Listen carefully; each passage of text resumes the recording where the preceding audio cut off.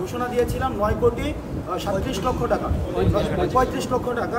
কিন্তু আজকে যখন আমরা পূর্ণাঙ্গ ওটিটি প্রকাশ করি, আজকে আমাদের হচ্ছে মোট স্থিতি রয়েছে 9,91,51,213 টাকা। এই যে টাকাটি বেড়েছে, এই টাকাটি কোন জায়গা থেকে আসছে? এক নম্বর বিষয় হচ্ছে আমরা ত্রাণ কার্যক্রম স্থগিত করেছি 4 তারিখ। এই 4 তারিখের পরবর্তী সময়ে 10 তারিখ যখন অডিট শুরু হয়, এই পুরোটা সময়ে বিভিন্ন অঙ্কের টাকা এসছে। 4 লাখ টাকা, 10,000 টাকা, 12,000 টাকা, এই টাকাগুলো পরবর্তীতে যুক্ত হয়েছে। দ্বিতীয়ত, আমাদেরকে অনেকে চেক প্রদান করেছে, যেই চেকগুলো তখন কিন্তু ক্যাশ করা যায়নি। ওই ক্যাশ, অর্থাৎ এই যে চেকের পরবর্তীতে ক্যাশ করা হয়েছে, সেটিও পরবর্তীতে যুক্ত হয়েছে এবং বিভিন্ন নামে আসছে। এখন দেখেন, বিভিন্ন নামে আসছে, কিন্তু আমাদের তো তখন অ্যাকাউন্ট ছিল না। এই কারণে আমাদের অ্যাকাউন্ট করতে হয়েছে, দেন টাকাটাকে হচ্ছে আমাদের লিকুইড মানিতে ট্রান্সফার করার কারণে সেখানে অ্যাড হয়েছে। তৃতীয়ত, আমাদেরকে বিভিন্ন গহনা দিয়েছে, অনেকে স্ক্র্যাপ দিয়েছে, গহনা দিয়েছে। এই গহনাগুলোকে আবার আমাদেরকে বিক্রি করতে হয়েছে, এই গহনা বিক্রি করার টাকাটাও সেখানে অ্যাড হয়েছে। চতুর্থত, আমাদের ওই সময়ে কয়েন যেটা থাকে, কয়েন, এই কয়েনের টাকাটা, পয়সাটা ইনস্ট্যান্ট, সেক্ষেত্রে গুণাটা সম্ভব হয়নি।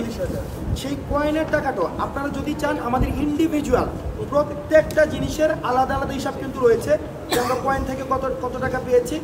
এই কয়েনের ওই টাকাটাও কিন্তু পরবর্তীতে 2 লক্ষ টাকারও বেশি, একদম এক্সাক্ট ফিগারটা কিন্তু এখানে দেওয়া আছে, আপনারা যারা ইন্টারেস্টেড সেখান থেকে নিতে পারেন। 2 লক্ষ টাকারও বেশি সেটা যুক্ত করা হয়েছে।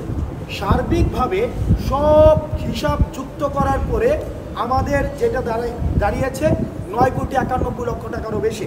এখন বাংলাদেশে সর্বপ্রথম আমার মনে হয় ইতিহাসে একটা হিসাব দেওয়ার পরে আবার অডিট করার পরে আবার টাকা বৃদ্ধি পেয়েছে। এই ধরনের নজির মনে হয় কোথাও নেই। আমরা সর্বপ্রথম আমাদের দেখেন প্রায় অলমোস্ট 60 লাখ টাকা কিন্তু বৃদ্ধি পেয়েছে। এখন যারা বিভিন্ন সময় এলিগেশনে এসেছে, টকশো বুদ্ধা, ইউটিউব বুদ্ধা অনেকে রয়েছে, আমরা এলিগেশন এনেছে আমাদের বিরুদ্ধে যে টাকা নিয়ে নাকি আমাদের ঘুরতে চলে গিয়েছে, টাকা নিয়ে এটা চলে গিয়েছে, গাড়ি কিনেছে।